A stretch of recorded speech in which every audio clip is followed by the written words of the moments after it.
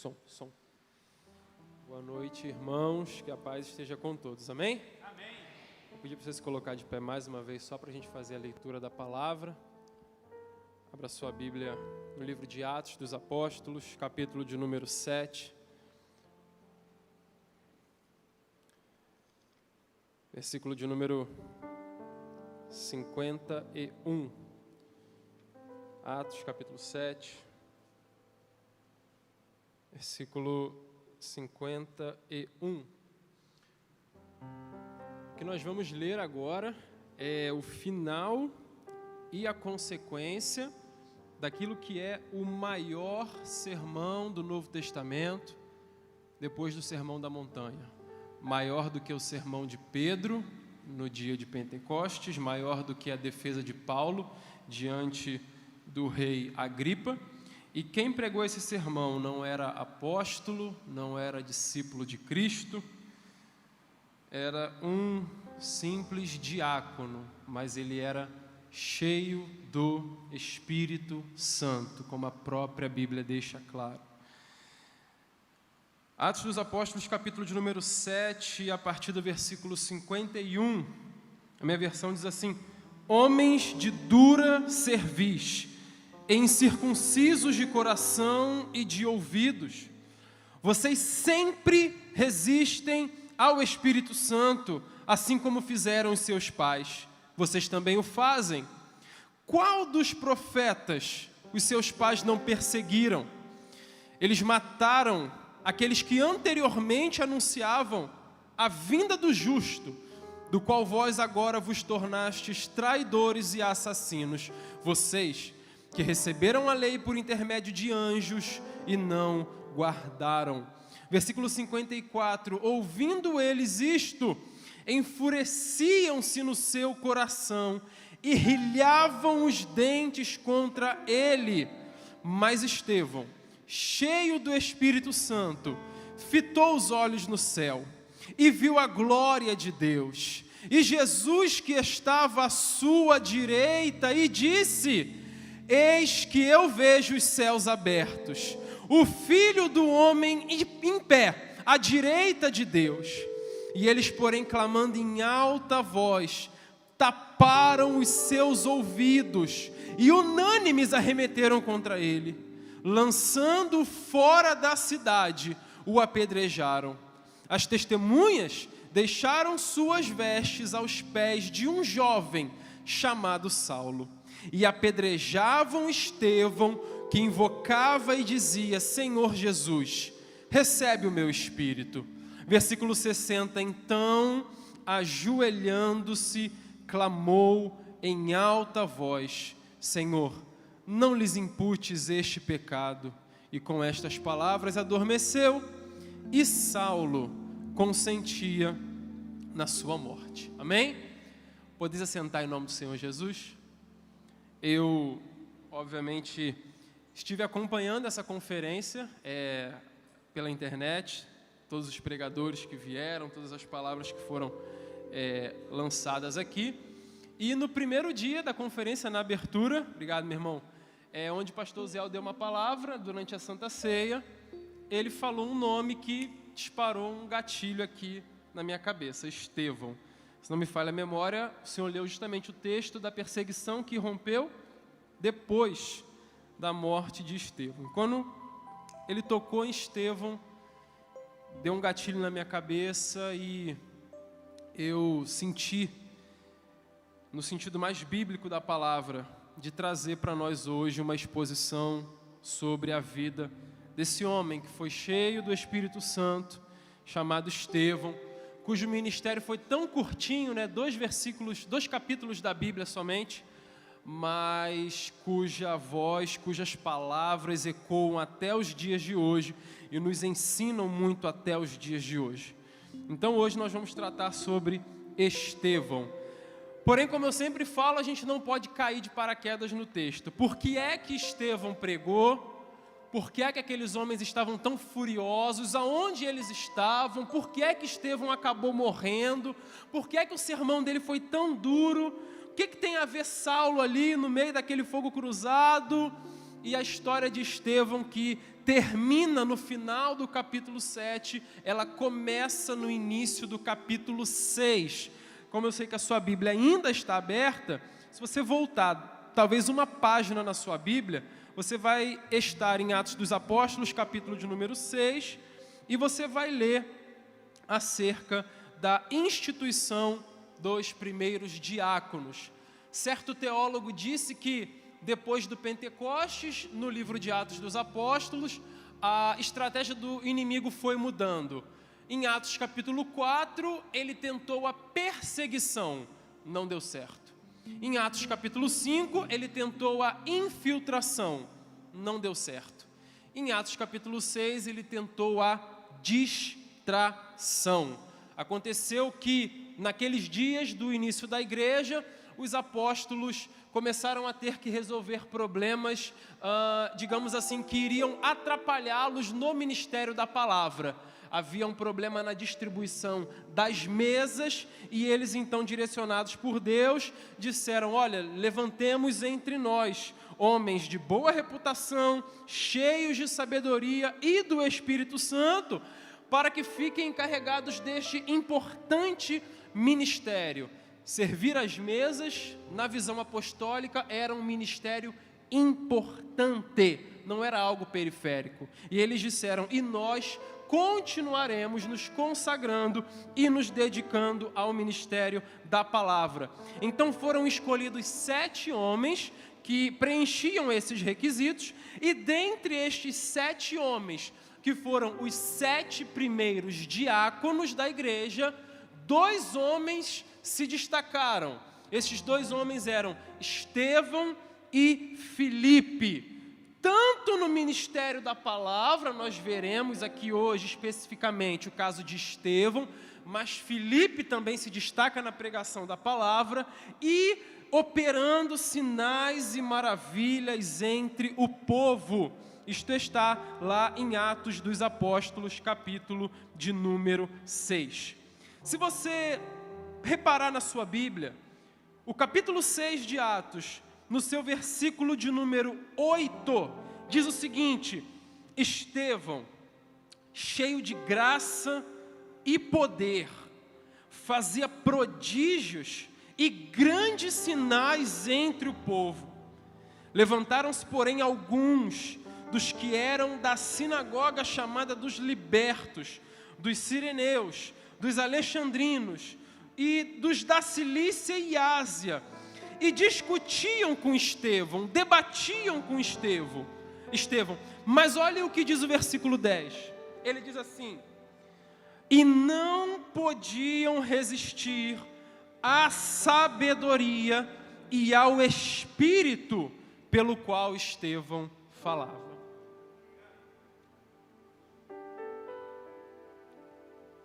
Duas coisas me chamam a atenção na vida de Estevão a título de introdução. Estevão, ele era um pregador que tinha conhecimento da palavra. Se não tivesse, ele não teria pregado o maior sermão depois do Sermão da Montanha.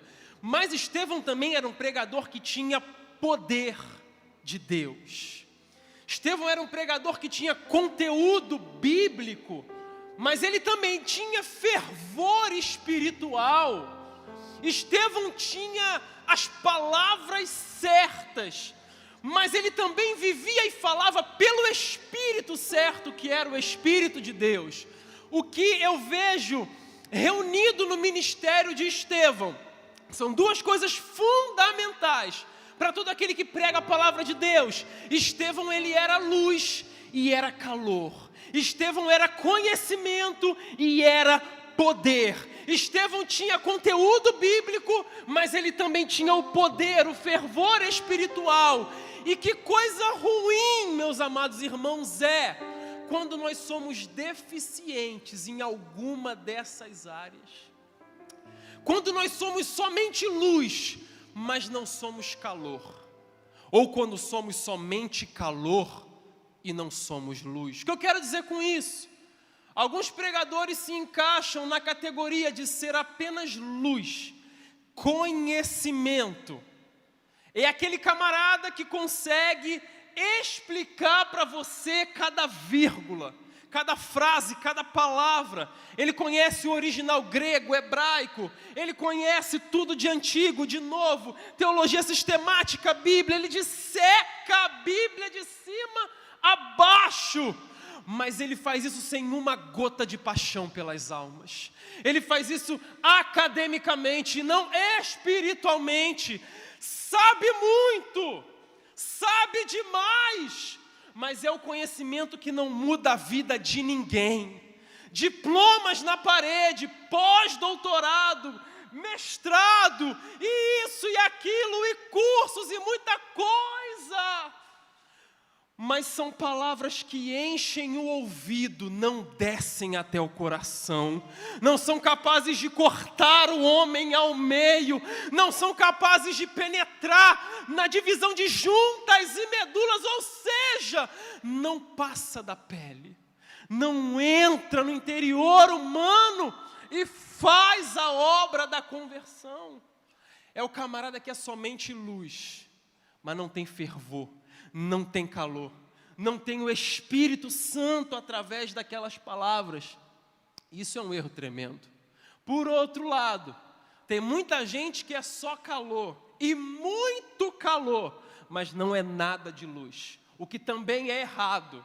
É muita empolgação, é muito barulho, é muita agitação, é muita coisa, e vai, e você chora, e treme, pula e roda, e aí você fala, meu Deus, o culto foi uma maravilha, e alguém te pergunta, qual foi a pregação? Você fala, rapaz, não sei nem se teve pregação, eu não sei, foi o que mesmo? Não sei, não lembro. É aquela palavra que te enche no domingo à noite, mas não serve de nada na segunda-feira de manhã. Vai mexer com o cabelinho da tua nuca, mas não vai fazer nada com o teu entendimento. E Paulo, escrevendo aos Coríntios, disse que o Deus desse mundo cegou o entendimento dos incrédulos, para que na mente deles não brilhe o evangelho da glória de Cristo.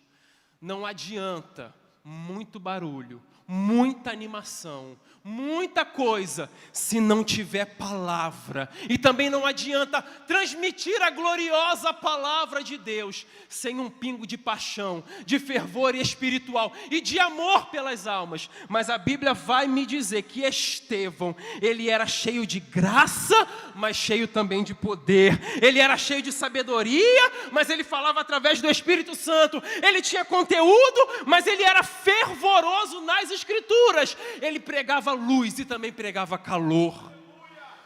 Ele reunia o que o pregador precisa ter, que é conhecimento bíblico e fervor espiritual. Não dá para falar desse conteúdo tão maravilhoso como se eu estivesse dando uma aula para vocês totalmente acadêmicos. E também não dá para vir aqui, rodar, dar pirueta, plantar bananeira e não atingir a mente de vocês.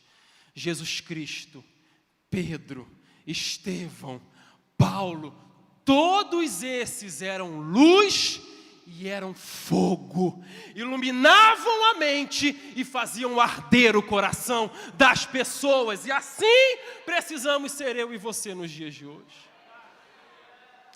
A segunda coisa que me chama a atenção, a título ainda de introdução no ministério de Estevão, é que Estevão não necessariamente corre atrás do ministério da palavra, mas ele é quase que naturalmente empurrado para ela. Perceba que no versículo 9, não foi Estevão que se levantou para debater, foram outros homens que se levantaram para debater contra Estevão. E aí então Estevão pregava, ensinava, debatia, e o versículo 10 vai dizer que eles não podiam resistir à sabedoria e ao espírito pelo qual ele falava. Eu entendo, meus amados irmãos, que existe um padrão bíblico, onde Deus normalmente permite dificuldade, adversidade, opositores, perseguidores, e usa todas essas situações como ferramentas para empurrar os seus servos um pouquinho mais para perto do centro da vontade que ele tem. Eu vejo esse padrão desde o Antigo Testamento.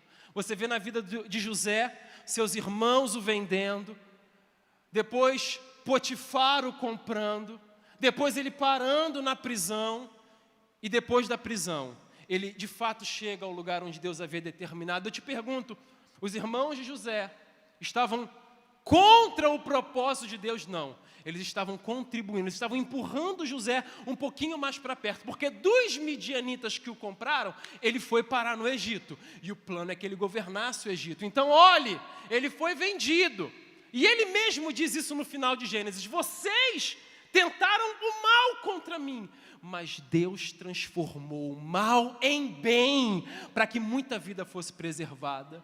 Eu vejo o gigante Golias como uma promoção para Davi. Davi pergunta: o que vão dar para quem matar esse gigante? Ele fala: a casa dele não vai pagar imposto, ele vai ficar rico, ainda vai casar com a filha do rei. Fala: olha, Samuel me ungiu rei, rapaz, há pouco tempo. E isso aí tem tudo a ver com a vida de um rei. Eu acho que se eu matar esse gigante, eu fico um pouquinho mais perto da promessa que Deus me fez. Então eu vou cair para cima dele. E Davi é usado por Deus para promover, empurrar Davi um pouquinho mais para perto do chamado que Deus tinha para a vida dele.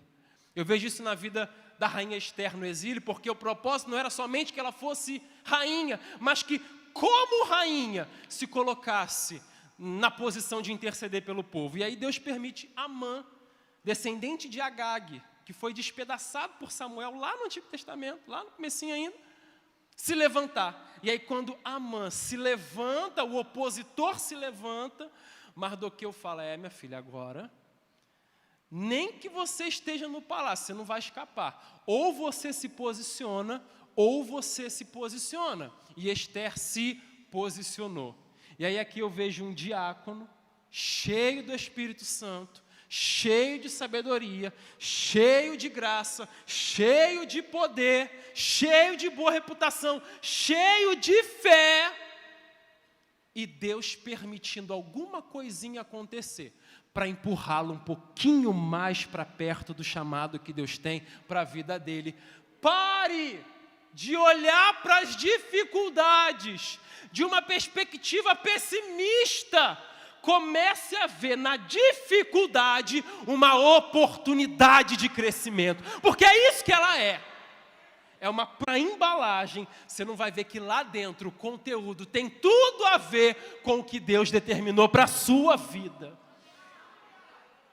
A nossa promoção, o nosso propósito, o nosso ministério, normalmente vem embalado com a caixinha de problema. E aí, se a gente olha só para a embalagem, a gente vai ignorar o conteúdo. Depois de falar esses dois pontos, é aquilo: se você não consegue derrotá-lo, junte-se a ele? Não. Suborne testemunhas, prenda ele e mata ele. Esse foi o plano aqui dos líderes religiosos. Eles não podiam resistir à sabedoria de Estevão, então eles levantaram falsas testemunhas, trouxeram Estevão para julgamento no Sinédrio. E se você perceber na sua Bíblia, Atos dos Apóstolos, capítulo de número 6, versículo 15, diz assim: todos os que estavam assentados no Sinédrio, fitando os olhos em Estevão, viram o seu rosto como se fosse o rosto de um anjo. Meus amados irmãos, pela lógica, pelo entendimento, não havia motivo para Estevão manter aquele rosto tão sereno. Mas eu sei que a Bíblia fala de uma paz que excede, que vai além de todo entendimento. E aqui eu vejo isso na prática. Estevão tinha todos os motivos do mundo para estar desesperado, descabelado, preocupado, sem esperança. Mas ele manteve o seu rosto angelical. Por maior que fosse o problema, por maior que fosse a perseguição, ela não foi capaz de mexer com o semblante do servo de Deus. Deixa eu te perguntar uma coisa: quanto esforço Satanás tem que fazer para arrancar esse sorriso do seu rosto? Quanto que ele tem que trabalhar para tirar esse seu sorriso bonito, esse seu bom dia animado no trabalho? Quanto que ele tem que se esforçar? Será que um probleminha desse tamanho já é capaz de te colocar com a cara de cotovelo que ninguém mais te aguenta? Será que uma coisinha boba é capaz de fazer você espraguejar? Quanto que ele tem? Será que ele tem que suar a testa dele? Rapaz, eu não consigo desfazer esse rosto desse crente miserável que está passando pela luta, que está passando pela doença, que ficou desempregado, que é problema hora atrás de hora, todo momento. E ele continua sorrindo, e ele continua louvando, e ele continua glorificando. Ou será que para tirar você da graça 2 palitinhos ele consegue? Estevão, cercado por todos os lados, acusado injustamente e muito provavelmente ciente que aquilo podia dar em morte, manteve o seu rosto angelical.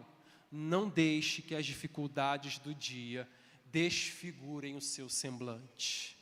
Continue brilhando a glória de Jesus Cristo, mesmo com todos os seus problemas. Continue mostrando para o mundo que você é um crente cheio do Espírito Santo. Não deixe que Satanás consiga tirar o brilho do seu rosto. Maior é aquele que está em nós do que aquele que está no mundo. Lembre-se disso. Depois de terminar o versículo de número 6, o que nós temos é Atos dos Apóstolos, capítulo de número 7, que é uma exposição bíblica da melhor qualidade. Meu Deus, como dá gosto. Como seria bom ser um mosquitinho, uma coisinha para estar lá vendo Estevão pregar esse sermão. Isso aqui, como eu falei com vocês, é o sermão mais longo do Novo Testamento, depois do Sermão da Montanha. É uma exposição que foi desde os dias de Abraão até os dias do rei Salomão. Mas, novamente, algo me chama a atenção.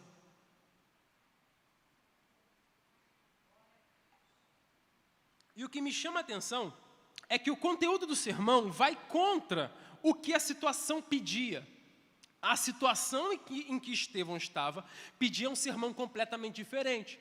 Porque vamos supor, Estevão está lá no Sinédrio, o pessoal está rangendo os dentes contra ele, doido para acabar com a raça dele. Se eu sou Estevão, meu pastor, o que eu ia fazer?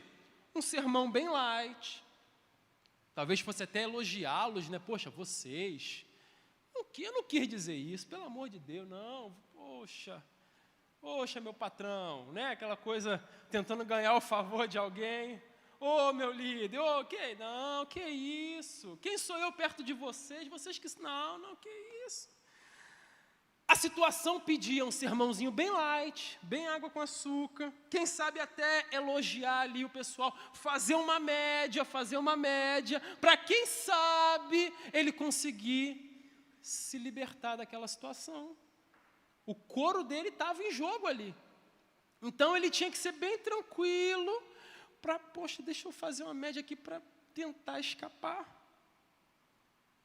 Só que o texto que nós lemos no versículo 51, Estevão aponta o dedo na cara das autoridades religiosas e fala: homens de dura cerviz e incircuncisos de coração, vocês sempre resistem ao Espírito Santo, os pais de vocês eram assassinos e vocês estão fazendo a mesma coisa. O que Estevão fez foi assinar o seu próprio atestado de óbito.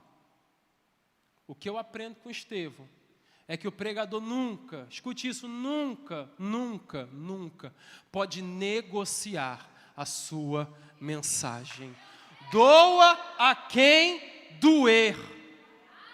Ofenda a quem ofender. Júlio, você vai ser grosso? Não estou falando da forma da mensagem, estou falando do conteúdo da mensagem. Eu não vou ser grosso com ninguém, mas eu não vou negociar o conteúdo do que eu tenho para falar, com medo de ofender A, B, C ou D.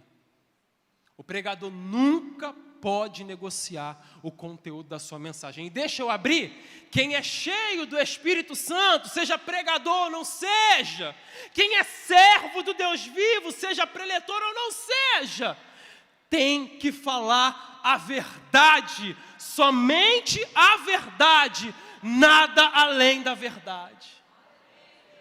Infelizmente, em muitos lugares, a mensagem já é negociada. Existem lugares, por exemplo, em que você não pode pregar contra o adultério. Não toca nisso aqui.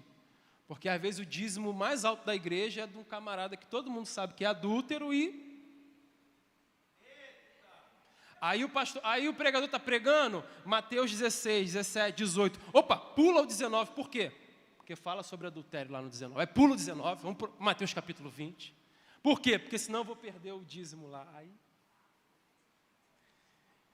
Existem lugares onde você não pode mais pregar sobre pornografia. Porque todo mundo sabe quem consome. E faz isso como se fosse a coisa mais comum do mundo. Existem lugares onde você não pode falar sobre homossexualidade, condená-la como pecado que é diante de Deus. Isso acontece muito na igreja americana, porque lá, normalmente, o regente do coral, o pessoal que rege o coral é abertamente homossexual. E aí é um assunto, não toca nesse assunto, senão eu perco. Tem lugar onde você não pode falar mais sobre corrupção e sonegação de impostos, senão você perde os empresários da igreja. Mas a grande verdade é que o pregador não pode negociar a sua mensagem. No dia em que ele negociar, chame-o de qualquer coisa, menos de um pregador da palavra de Deus. Chama de palestrante, chama de qualquer coisa, não chama de pregador, porque o compromisso primário do pregador não é com quem ouve ele, mas com a palavra que ele está transmitindo. Não é com o público, mas com aquele que é Senhor sobre todas as coisas. Muita gente começou bem, mas no meio da sua caminhada negociou a sua mensagem. Eu tenho 28 anos, né? Não sou tão novo, mas também não sou tão velho. Mas eu escuto algumas pessoas falarem, esse camarada aí, na década de 80 isso aí pregava muito, meu Deus do céu. Mas hoje não aproveita nada que ele fala, hoje ignora ele. Pega as pregações antigas lá no YouTube, lá da década de 80, de 90, isso aí, beleza. Não. Mas eu vejo um exemplo bíblico muito lindo, que é o exemplo de João Batista. João Batista começa o seu ministério, e ele sabia desde cedo que ele era uma voz. Chegaram no deserto, tu é o Messias? Não, eu não sou o Messias. Eu sou a voz daquele que clama no deserto. Ele começa o seu ministério sendo uma voz. E como é que ele termina o ministério dele? Sendo uma voz. Que voz? Não te é lícito possuir a mulher do seu irmão. Isso é pecado. Perdeu a cabeça? Perdeu. Mas não negociou a mensagem dele. Morreu? Morreu. Mas sustentou a mensagem que Deus colocou na boca dele. E eu e você, vamos negociar a nossa mensagem ou vamos bancar ela até o fim? Vamos levar até as últimas consequências. Levante-se a perseguição que levantar. Baixe o decreto que baixar. Falem o que quiserem falar. O meu compromisso e o seu compromisso é com a palavra de Deus e nada e nem ninguém. A palavra, somente a palavra, nada além da palavra. E aí Estevão então assina seu atestado de óbito aqui, já encaminha sua morte, quando ele termina o seu sermão. No versículo 54 que nós lemos, a Bíblia diz que quando aqueles homens ouviram isso, eles enfureceram-se no seu coração e rilhavam os dentes. Você já olhou talvez um cachorro de rua assim, fez contato visual com ele? Não pode fazer contato visual com um cachorro que você não conhece. Faz contato visual com o cachorro, ele olha para você. Vai começar. Então, o termo original grego é justamente isso. Esse rilhavam os dentes é como se fosse uma besta fera pronta para atacar. É o termo lá do grego. Versículo 55. Porém, entretanto, mas Estevão, como é que ele estava?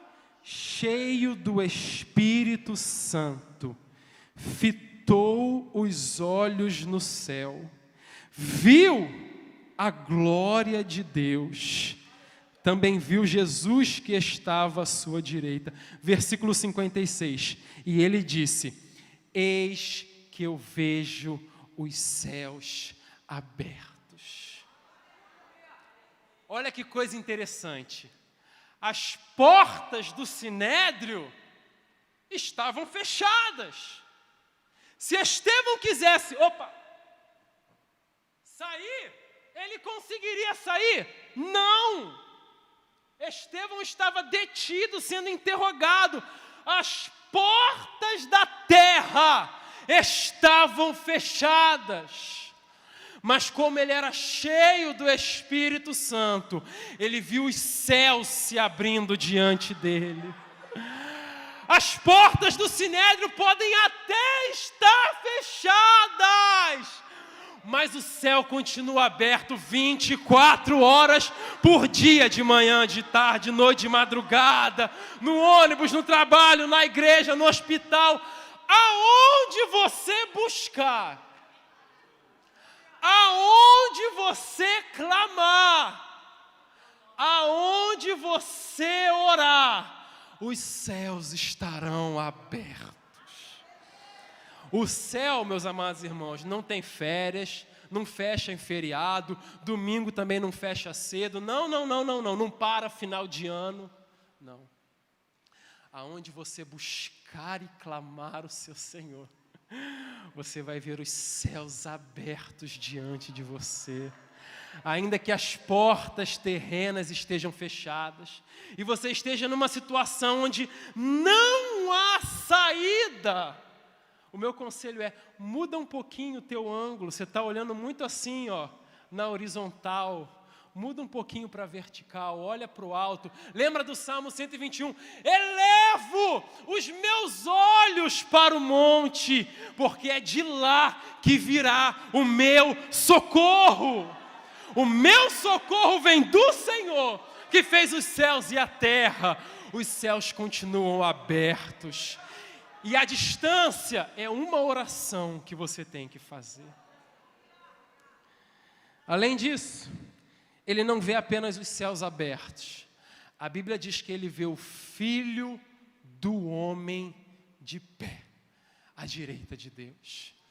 Um dos erros mais comuns de interpretação bíblica é ler o texto bíblico e falar: o que é que eu entendo quando eu leio isso aqui? Está errado. Não é o que você entende.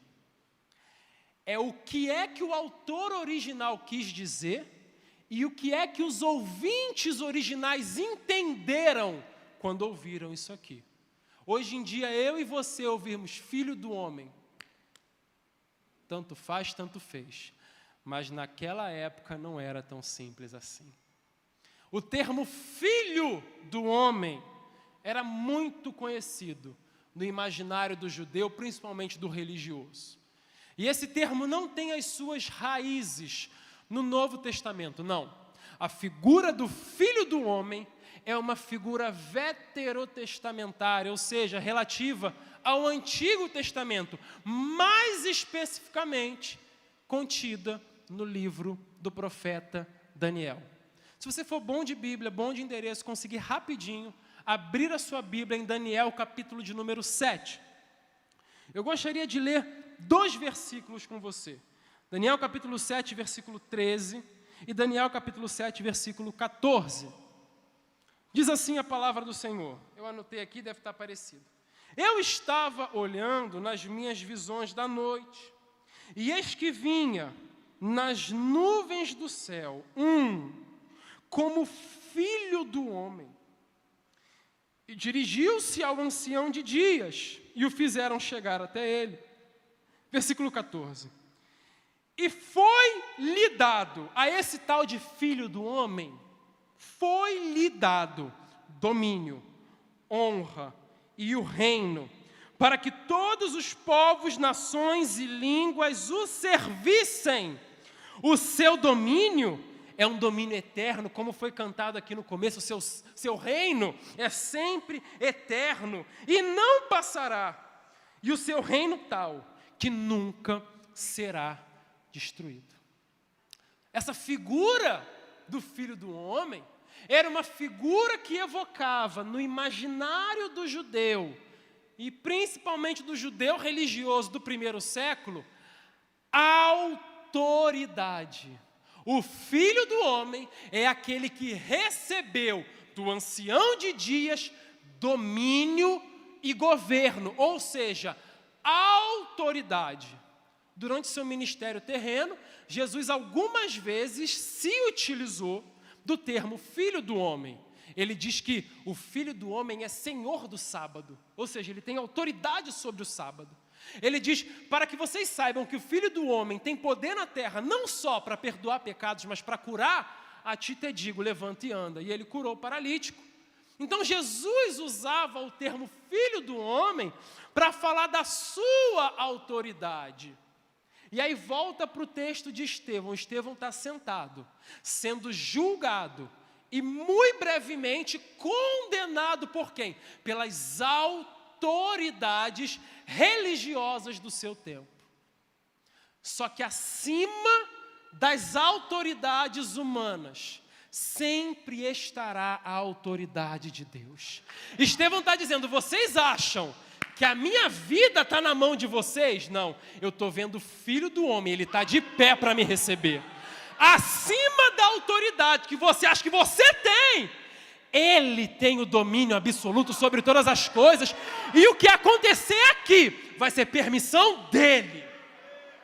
Vocês podem até me matar, mas se ele permitir. Estevão está falando, a minha vida não está e nem nunca esteve na mão de vocês. A minha vida está na mão dele, porque ele tem o domínio para todo sempre. Ele recebeu de Deus o governo eterno. Ele é o nosso Senhor e Salvador, Jesus Cristo, todo soberano, cujo reino jamais passará. A grande pergunta é, como é que Jesus atingiu esse patamar de autoridade? Quem responde não é Estevão, é Paulo. Filipenses capítulo 2, versículo 5, Paulo diz, olha, tenham em vocês o mesmo sentimento que houve em Cristo Jesus, que sendo em forma de Deus, não usurpou para si, abriu mão de prerrogativas divinas. Antes a si mesmo se humilhou, se esvaziou, e tendo sido achado na forma humana de servo, foi obediente até a morte, e morte de cruz. E aí no versículo 9 vem a virada de chave. Pelo que Deus o exaltou soberanamente, e lhe deu um nome que está acima de todo nome, para que ao nome de Jesus Cristo todo joelho se dobre, todo joelho se dobrará, toda língua confessará que Jesus Cristo é o Senhor, para a glória de Deus Pai. Ele é o Senhor. Sua bondade vai sempre reinar. A nossa vida, meus amados irmãos, não está na mão de presidente, não está na mão de governador, não está na mão de prefeito, não está na mão de patrão. A nossa vida repousa sobre as mãos dele. E tudo o que acontecer com a gente vai ser permissão dele. Lembre-se sempre disso. Estevão vê os céus abertos e o Filho do Homem de pé, à direita de Deus. Normalmente, quando a Bíblia fala de Jesus Cristo à direita de Deus, fala que ele está assentado. Estevão é o único que vê ele de pé. E existe até uma justificativa meio poética para isso, né? É como se a gente pudesse entender isso aqui da seguinte maneira. É como se Jesus estivesse dando um recado. Esse aí, eu vou me colocar de pé para receber. Esse aí, testemunhou o meu nome. Foi o primeiro mártir do grego, testemunha. Derramou seu sangue por Cristo. Esse tipo de crente aí, eu recebo de pé. É o que Cristo está dizendo. A conclusão dessa história está na morte de Estevão e um detalhe muito interessante. Versículo 58, lançando-o fora da cidade, o apedrejaram, e as testemunhas deixaram suas vestes aos pés de um jovem chamado Saulo. E esse é famoso, esse é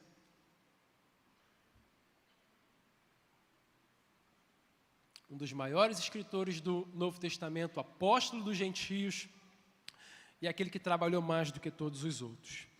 Esse episódio da morte de Estevão, ele impactou Paulo de uma maneira tão tremenda, de uma maneira tão forte, que o próprio apóstolo Paulo, em uma das suas pregações, em uma das suas defesas, que está registrada em Atos dos Apóstolos, capítulo de número 22, a partir do versículo 19, Paulo, muitos anos depois, já convertido, já apóstolo, já fundador de igreja, já escritor, ele disse assim, versículo 19, Atos 22, 19, e eu disse, Senhor, eles bem sabem, isso aqui Paulo contando da sua antiga vida, eles bem sabem que eu lançava na prisão e nas sinagogas e açoitava os que criam em ti. Versículo 20.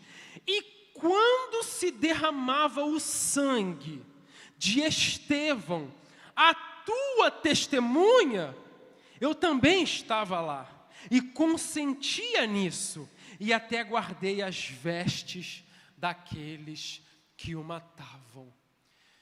Meus amados irmãos, eu termino esse sermão em 2 minutos dizendo o seguinte: a igreja de Cristo, ela é regada pelo sangue dos mártires. A igreja não está morrendo, a igreja não está diminuindo lá nos países extremistas da África, onde matam cristãos a paulada na rua porque descobrem que é cristão. A igreja não está diminuindo e nem morrendo na China, onde o pessoal tem que contrabandear a Bíblia. A igreja não está morrendo na Coreia do Norte, onde os crentes têm que ir para o fundo da terra para poder louvar a Deus sem serem ouvidos. A igreja não está morrendo lá onde o Estado Islâmico arranca a cabeça dos nossos irmãos. Não. Lá a igreja está crescendo. A gente só não tem notícia, mas ela está crescendo. Sabe onde que ela está morrendo? Onde a gente gasta mais tempo com Netflix do que com a leitura da palavra. Sabe onde ela está morrendo? Onde eu e você gastamos mais dinheiro com Coca-Cola do que com a obra missionária. Sabe onde ela está morrendo? Onde o crente coloca o seu prazer, a sua necessidade, a sua felicidade acima dos propósitos do reino de Deus. Nesses lugares, a igreja está morrendo. Mas lá, onde o sangue dos nossos irmãos está sendo derramado, a igreja não está morrendo, não. Ela está crescendo dia após dia, porque a igreja é regada com o sangue dos mártires. Jesus derramou o seu sangue, e obviamente o sangue dele alcançou muita gente. Estevão derramou o seu sangue, e aquilo ali impactou o apóstolo Paulo. Sabe o que Paulo escreveu na segunda carta a Timóteo, capítulo 4? Já estou sendo oferecido como uma libação. Sabe o que é uma libação? É uma oferta líquida, de vinho ou de azeite. Paulo está falando assim: eu estava lá quando o sangue de Estevão foi derramado, e agora, Timóteo, é a minha vez de derramar o meu sangue pelo Evangelho. Eu estou sendo oferecido como uma oferta líquida para o Senhor. Você tem essa coragem? Você tem essa convicção? Você teria coragem de sustentar que tu é crente se baixasse um decreto aí contra os crentes amanhã? Você teria peito para bancar a tua bíbliazinha debaixo do braço e o teu paz do Senhor na rua, se fosse proibido ser crente no Brasil? Já parou para pensar nisso? Muitas pessoas dizem que isso não é se acontecer, é quando acontecer. Porque muita gente diz que vai acontecer. Mas lembre-se sempre, a igreja, ela é regada pelo sangue dos mártires. E eu e você precisamos levar a nossa fé até as últimas consequências. Que Deus abençoe a sua igreja. Se coloque de pé aplaudindo, glorificando e exaltando ao nome do Senhor.